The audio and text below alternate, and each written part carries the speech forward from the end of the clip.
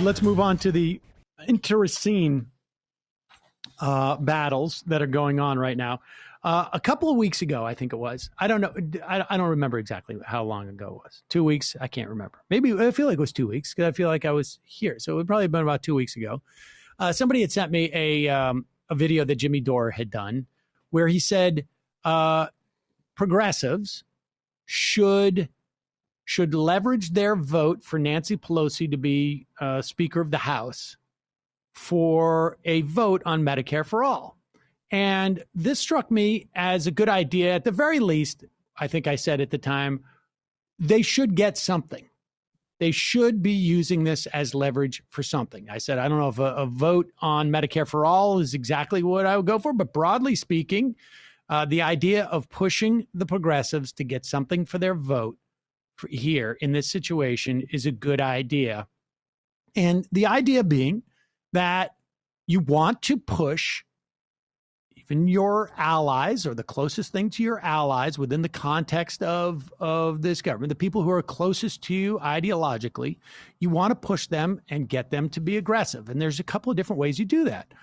One is you are supportive of them and you empower them, right? Like the fact that AOC can raise the kind of money she can and that she can get reelected, that provides some measure of strength. But you also have to incent and direct where that strength is. And one of the ways you do that is by writing letters, calling the office, using her massive platform, using and going on Twitter and pressuring her and others. Now, there's been a change in the Progressive Caucus that just took place, I think, today. Or it was announced today. Yeah. There's no longer co-chairs. It's now just Pramila Jayapal. I think Pocan was moved to Meredith or something like that, which means that they can become more nimble and adept in responding to things. Ilhan Omar is the whip. Katie Porter, I think, was like number two. Number two. So, I mean, that's a trifecta there. That's really, really exciting. And they're saying, and I'm not sure exactly what this translates into, but it's going to be more member oriented. You'll remember AOC came on this program a couple of months ago, I guess it was in July, and said, we need to have a progressive caucus that actually requires something more than dues to actually be a member. And so stuff is happening now. And then so basically, there has been this push, and it's been sort of anemic, I have to say. Like, I haven't seen a huge push of these progressives. And I don't know how that it would manifest itself, maybe through a lot of tweets, maybe through letter writing. But the other day, we had, what's his name again? The guy from the Chargers?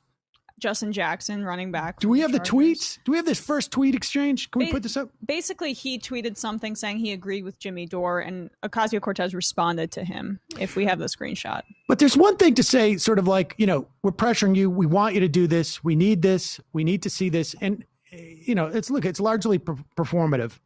I think I suggested at the time that I responded to that video that we might want to see something like committee chairs. Like, what committee chairs are we going to get? What positions on committees? I mean, this is really because I think that's more impactful than the vote on Medicare for all, in the sense that we already have the 118 whatever co-sponsors from last year. We broadly know who's supportive of Medicare for all and who isn't. But at the same time, I don't think it's a bad idea. I think there are additional things that could be leveraged. All right, put up that tweet again. So here's the exchange. So Justin Jackson says, if AOC and the squad don't do what Jimmy Dore has suggested and withhold their vote for Pelosi for speakership unless Medicare for all gets brought to the floor for a vote, they will be revealing themselves. Power concedes nothing without a demand. Well, first of all, I don't think this is such a huge concession. Like I said, revealing herself as what? Exactly. Like, there may be a calculation that they are making. We don't know that.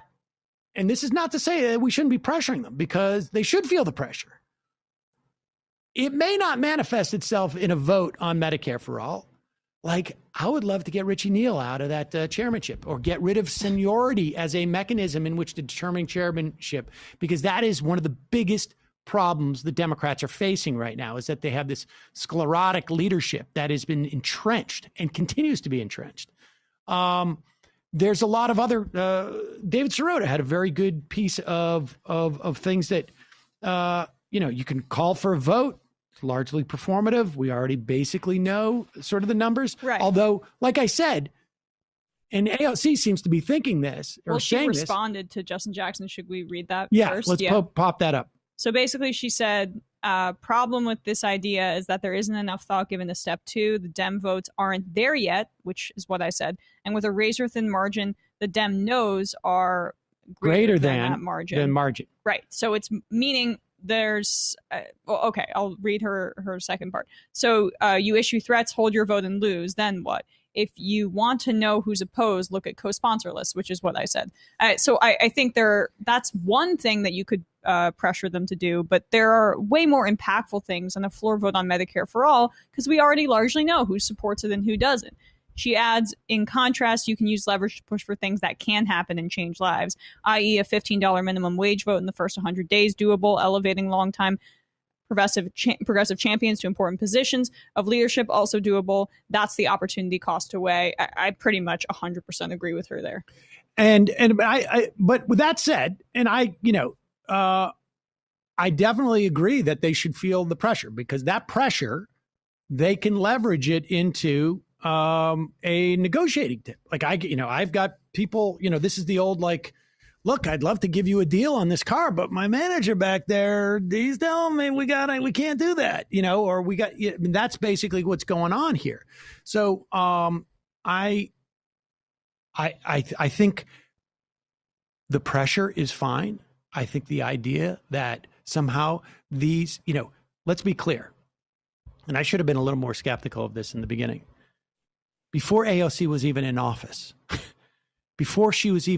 office, the idea that when she was asked a question, do you support Andrew Cuomo for governor in the general election in New York, that she said, yes, Andrew Cuomo should be elected governor as opposed to the Republican. As of that day, at the very least, Jimmy was like, she's a fake progressive. That's the point, though. His argument here is not in good faith based on what we know of him, and based on what we know is the incentive for him to be going after AOC and maybe less to an extent Ilhan Omar, but say even Elizabeth Warren, who I have many disagreements with. But there is an industry of progressive that makes it about progressive that gets wealthy and has commentary and has a fan base that's based largely on going after personalities and making demands that I don't think are realistic or designed to actually advance change. It's more just about going after Ocasio-Cortez and calling her a fake progressive. So I don't think the motivation is in good faith.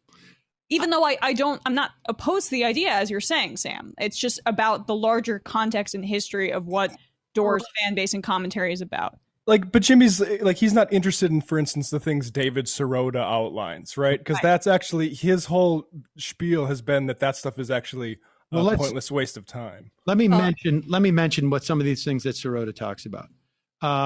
Remove the Medicare for All opponent who chairs the key committee, and that is the Ways and Means Committee. That's Richie Neal. And Richie Neal, this is the Alex Morse race from Springfield. Richie Neal's horrendous. And this guy is still, I think, inhibiting the furtherance of a bill to he won. Did he win that? So apparently I saw Ryan Grimm a few days ago tweeted about how Richie Neal was basically trying to block a bill that would ban surprise medical billing. And that bill had bipartisan support because Richie Neal takes so much money from big pharma and from health insurers, and he won. And that his proposal is going to be what is pushed forward.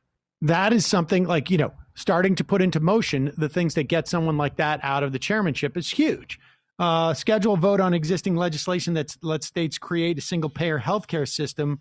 Ro Khanna has a bill. I'm not quite clear if it needs to just clear the House before Becerra could allow for waivers. My understanding is that under the auspices of the ACA, you could allow a waiver for states to experiment with something like that. Vermont was going to do it, and then they didn't do it. I still have John from San Antonio echoing in my ear from 5 years ago, 6 years ago, saying we've got to talk about the taxes increasing because people need to sort of understand that dynamic. Sanders ended up doing that. He writes, schedule a vote on a resolution demanding Biden use executive authority to expand Medicare. That also, that is include provisions in year-end spending bills that create presidential commission charged with crafting a Medicare for All program. I mean, we're not going to know, right? We can't know if these things are being negotiated or if they are or not at all. Author a discharge petition to force a vote on Medicare for All. The idea being we should be pushing, but the idea that if this specific ask is not delivered, that these are all pretenders. I'm sorry. That's it's just.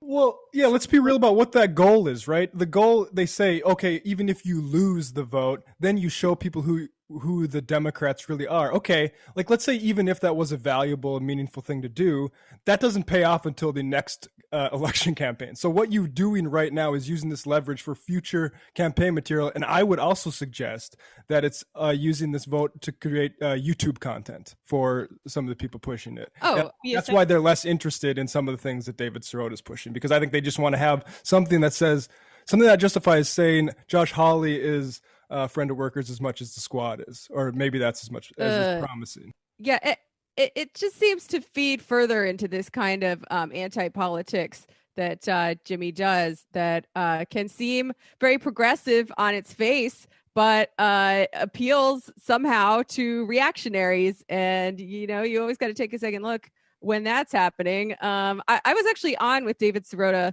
last night on Kenzo Shibata's show. So I got up to speed on some of these ideas, and I thought they're very good. They made a lot of sense.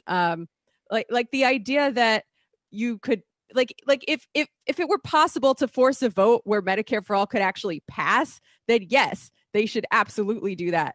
But the idea, if they have this vote and we know it's going to fail, wouldn't that actually be bad for Medicare for All's chances going forward? Yes. And then Nancy Pelosi can say, oh, see, it's failing. Everyone can shut up about it. It's not politically viable. Why would you do that? Exactly. And I think, you're spot on when you talk about how this is just really the politics of it's nihilistic almost. And it's not really about building power. It's about being the person on YouTube who can get 500,000 views pointing at AOC and going, haha, knew you were a faker, knew you called Pelosi mama bear once, discounting how wielding power is delicate, especially when you have a progressive agenda that's far to the left and of someone like Nancy Pelosi. Now, just to be clear, I mean, in terms of and again, I think putting pressure on there is good. Making that pressure public is I think helpful, and they can leverage it. But to make the assessments that he's making, that if this doesn't happen, they are this is childish. And if you want to go back, a lot of people I always think that every time we talk about Jimmy Dore, that people understand the history here, and people seem to think that I resent Jimmy personally. I don't care at all. In fact, I don't like how he, Francesca Fiorentini, who we just had on the show, tweeted out a series of abusive messages he sent to her. I think that is relevant to sometimes. I personally, I put that stuff aside in my mind. For me, the issue is here was a guy who was cranking out this similar type of content. I mean, in addition to the whole Seth Rich conspiracy stuff, and that that Hillary Clinton has Parkinson's and all that stuff, which I think is obviously garbage. But this is a guy who was on a program, had a program on TYT where they were saying stuff like, it doesn't matter if Peter Thiel is a Supreme Court justice. He didn't understand what the filibuster was. His whole plan was when Donald Trump gets elected, he's not going to be able to put anything through. The Republicans are going to hate him. It's going to destroy the Republican Party. They're not going to They don't have the same agendas. And then what will happen is everybody's going to want to be a progressive after Donald Trump, and we're going to get Elizabeth Warren. Go back, Google Sam Seder, Jimmy Dore. I think it was July of 2016. Watch the debate. Go back, watch the whole show so you can see the clips that we ran. Know that after that, Jimmy said I could come on his show and we could continue the debate. Then he claimed that he couldn't for health reasons, and that he's still alive 5 years later. Well, yeah, it was disproven. Biden is the president-elect. We didn't galvanize behind some massive support. In fact, it actually did a lot of the opposite. It caused Democrats to have this PTSD about Trump. Predictable. Totally predictable. And they went to the safest option, or what they perceived as the safest option. Predictable. Exactly. And let's be clear, too. He claimed that Tulsi was more progressive than Bernie Sanders. Yeah, I wanted to jump in there. Like, to the calls to get immediately on the same page as a guy who spent the entire primary going, between Bernie and Tulsi, and actually siding with Tulsi is a bit much. Yeah. I mean, so just be clear. I mean, like, it's one thing. I think the pressure is good. And I think, I think Jimmy starts to undercut that pressure, because I think then people just start to say this is completely marginal. He's someone that we can never please anyways, because he's clearly not doing this in good faith. You want to be able to say, like, look, we're your voters. We want to support you, but, you're making it hard, as opposed to someone who's clearly not interested in that begins to undercut it. That said, the pressure is good, but the idea that somehow if we don't get what we want, that AOC and Ilhan Omar and Paige Schills, Tlaib, and these are the politics that we have, ladies and gentlemen. And it's like, of course you want to support the part of the party that, and I don't care if you're, how far to the left you want to support the most left part of the party. You want to empower them. You want to also at times make sure that they're doing what you want to the extent that they can, but you have to have some trust with them, because otherwise it's basically just give up the ghost. Because you know what? I don't know what happened to Jill Stein. Wasn't she going to be the savior 4 years ago? And he abandoned the Green Party, didn't he? Or did he? I don't know. Come on.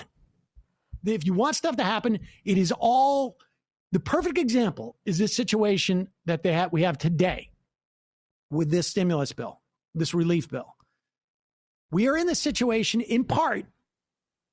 Obviously, the major obstacle here is Mitch McConnell. But part of the reason why we're in this situation is because Nancy Pelosi overplayed her hand, didn't know where the leverage was, just simply didn't understand the terrain. But that is, we cannot let color our perspective as to whether the Democrats should go for the half a loaf or the quarter a loaf now, because actual people are hurting. That is the sort of the dilemma that you have on the left, which is, there is material support that needs to happen to people. If you can only get some of it, do you take it? But if you only see politics in terms of this personality standing up to this person, AOC owning this person, or X, Y, and Z, right? If you see it as kind of theater, lefty theater, then the consequences of wielding power and using that effectively are fairly removed. It's more just about, can you stick it to Pelosi? Can you hold something over her head? That's not actually enacting change for people. That's, once again, driving YouTube views. It's not exclusively a game of snaps. Let's put it that way. Yep. Snaps can be effective in this, but it's not exclusively about the game, a game of snaps. It's just strange to me that someone could be so cynical about progressive electoral politics, but not have any alternative politics to offer, right? Because there is a critique, a long-standing critique that exists of, engaging in capitalist political parties on the part of certain kinds of communists, not all of them, but it is paired with a real alternative mode of building power. You need organizational power, institutional power. Boots Riley was talking about this on Bad Faith, the idea that you can just pull the strings of the electoral process in some kind of way with no movement behind it. People aren't going to do it. They're just not going to do the plan. And B, like, that's not how power functions. You need, like, if we had a communist party with 1 million card carrying communists with their hands in all sorts of areas of working class life, if we had the power to shut down production, because that is who these parties ultimately serve, is the capitalist firms, then I would say that is a coherent plan. But all he has is this weird electoral posturing, this personality stuff, and it really is not it's not a politics with any weight behind it. Spot on. Yep. All right, let's go to some IMs. I liked Pokemon. I love the part of the DJ Anarchy song that says, "I got to take it all in my throat." I should tell you folks right now, we got to end the show at 2:15 today. The real Granny Smith. Hey Sam, quick question. Do you get jazz apples in the U.S.? Yes, we do. We have them in Switzerland, and they're delicious. Regarding the interview, I was wondering why we need laws regulating industries. Wouldn't the competition just get rid of bad acting companies? Just kidding. I'm not stupid. Thanks, a great interview. Right. Competition kick in. We do have jazz apples. They're okay. Baggins Barry, will you do this inauguration shirtless if you reach your subscriber goal this year? I don't know. I get kicked off Twitch. The problem with what's that? Will you get kicked off Twitch for that? Yeah, you have to be clothed. Oh, is that right? Yeah. The problem with that too is that it's now almost prohibitively cold in the studio because we keep the window open. Emma's bookie. Tough beat yesterday, but the juice is running. You have until Friday or it's 2 points a week. I don't. Did you lose some money this weekend? No, I didn't actually. I didn't really. I won some money this weekend because I bet at the start of the season that the Bills would have over 9.5 wins. So, Sam, 2 guest suggestions. Can we get Dave Zirin on to talk sports like the Cleveland story? Oh, that is a good idea. I also think he'd dig Emma. Also, Mark Lamont Hill has a new book out on catching COVID and what it taught him. You two could bond about being removed from cable news for something you said that really wasn't controversial. I kid. Yeah, I've actually wanted to get him on for a while. Boston Bernie Bro. Sam, I have 26 followers on Instagram. If you send me a free MR mug, I will post a selfie enjoying my MR blend, just coffee, in said mug, and link to the Majority Report feed. Thank you. Quinn from Indiana. Sam, tell people to slam that like button to help the YouTube videos do better in the algorithm. Folks, slam that like button to help YouTube videos do better in the algorithm. Smash the like button, as they say. Sam Cedar Bras salesman. I'm sure we're going to go talk about the Jimmy Dore AOC stuff. On a surface level, I don't fully disagree with Jimmy's take, but my God, is he an insufferable prick. And his supporters are almost as bad as K-Hive Twitter. I dub his supporters Aloha Twitter because it's a lot of Tulsi lifers. Leon Thotsky. Concerning the whole Medicare for All vote debate happening on Twitter, I agree with Ben Burgess's take the most. If AOC was somehow able to force Pelosi to force a vote, which I kind of doubt she has the leverage to do anyways, Medicare for All wouldn't pass the House, even if every co-sponsor voted for it. So why wouldn't they just meaninglessly vote for it the same way they meaninglessly co-sponsored it? Indeed, Benny. Yeah, that was a good point too. Benny Boy, the reason I've never subscribed to your YouTube channel is it fills up my subscription feeds. Most of the YouTubers I subscribe to only post once or twice a week, and I don't want to have to sort through MR clips to find those videos. If you could somehow earmark MR clips so they wouldn't appear in my subscriptions area, I would be subscribed. I don't know how to do that.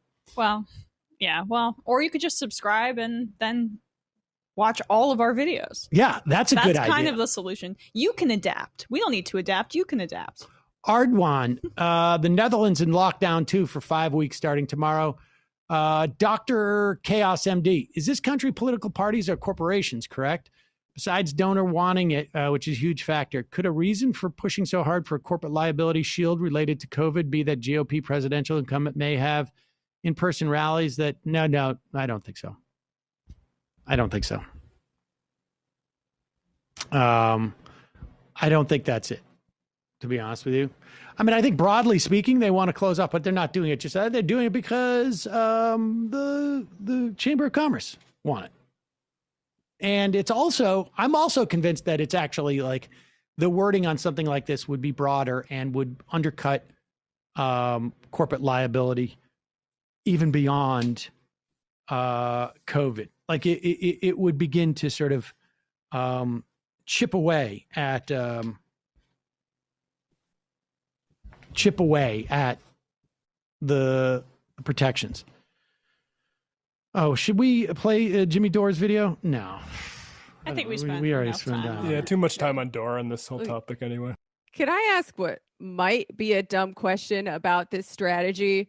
Because it seems to me if the Democrats were going to do it, if the progressives were going to withhold their votes from Pelosi for Speaker, they would have to be willing to follow through on that threat. And I just don't see them doing that in any scenario where a Republican might end up getting that spot. Yeah, I mean, I think there might be ways in which you could really inhibit what a Republican Speaker of the House could do. But boy, would it suck to have a Republican Speaker of the House and then all of a sudden you win Georgia. Yeah. I mean, that would be a problem.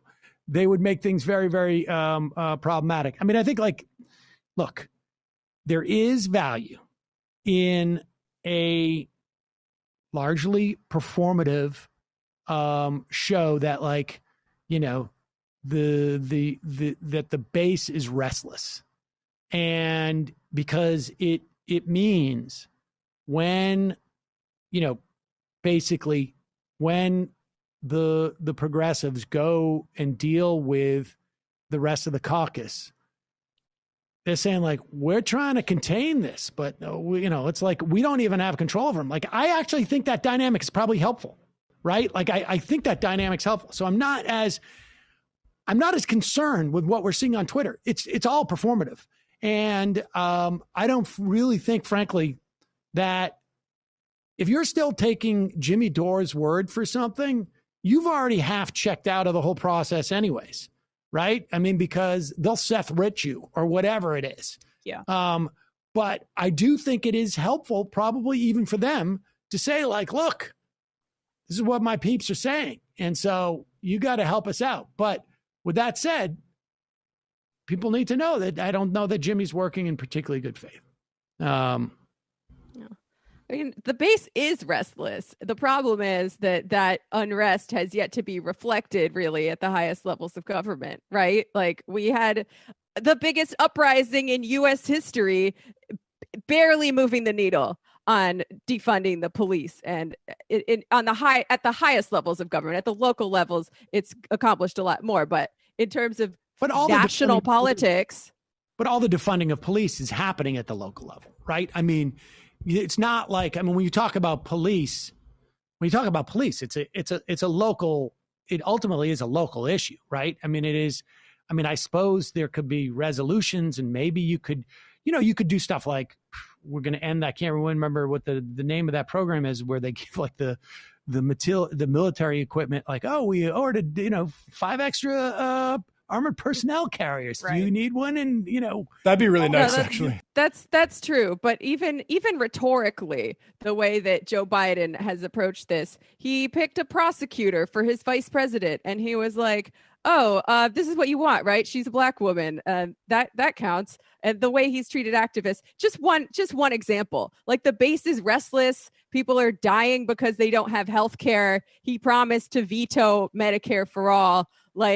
I'm not sure how much more it's going to take. I mean, it's going to take a whole lot of organizing, and there are no shortcuts for the restlessness to translate into actual political power.